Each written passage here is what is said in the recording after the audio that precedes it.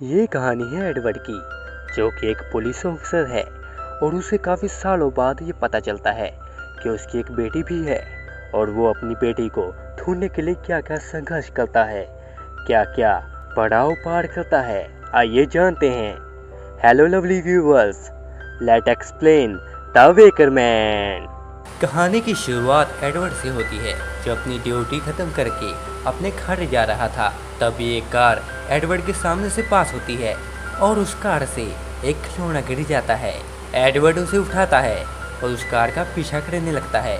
कुछ ही दूर जाने के बाद वो कार रुक जाती है और हम देख पाते हैं उस कार में एक लेडी और उसकी बेटी है। एडवर्ड उस लेडी से बात करता है और वो लेडी बताती है कि वो पास ही में ही घर शिफ्ट करने वाले हैं।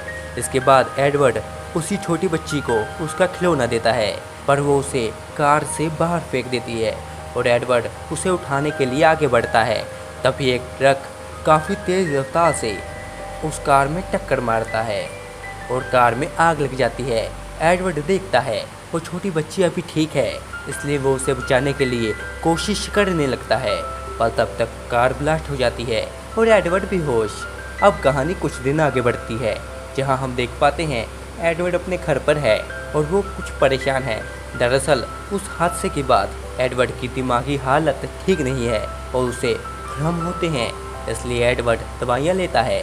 अब एडवर्ड की एक दोस्त उससे मिलने आई है और वो बताती है उस कार से हमें कोई डेड बॉडीज नहीं मिली और वो कार रजिस्टर्ड भी नहीं थी। एडवर्ड कहता है फिर वो लोग आए कहाँ से थे?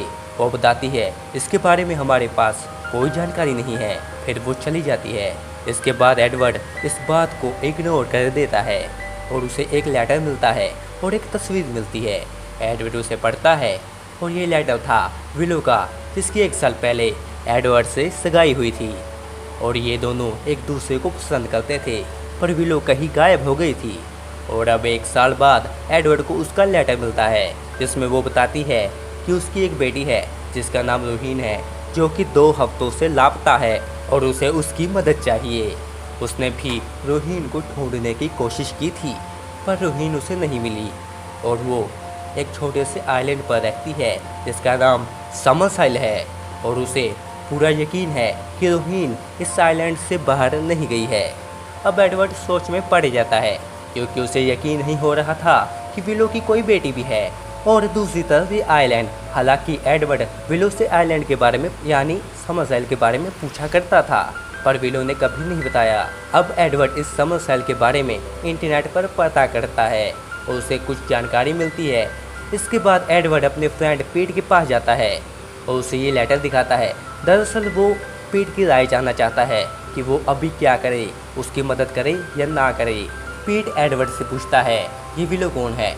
एडवर्ड कहता है ये 1 साल पहले मेरी मंगेतर थी और ये कहीं चली गई थी और तकरीबन 1 साल बाद मुझे ये लेटर मिला और विलो चाहती है कि मैं उसकी बेटी को ढूंढने में उसकी मदद करूं।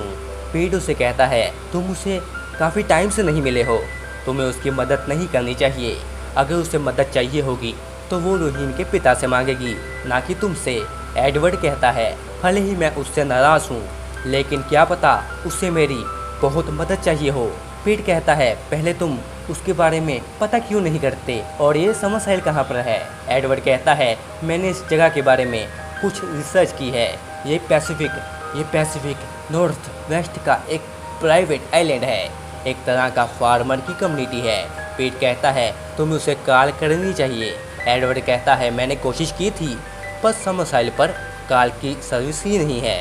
इसके बाद हमें दिखाया जाता है एडवर्ड समुद्री जहाज में है।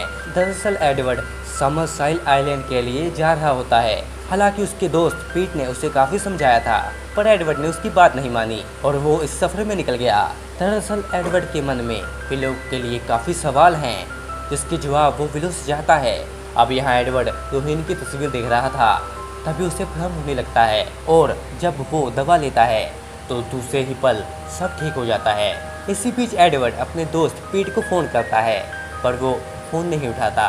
दरअसल वो एडवर्ड से नाराज़ होता है, क्योंकि एडवर्ड ने उसे नहीं बताया था कि वो समरसाइल जा रहा है।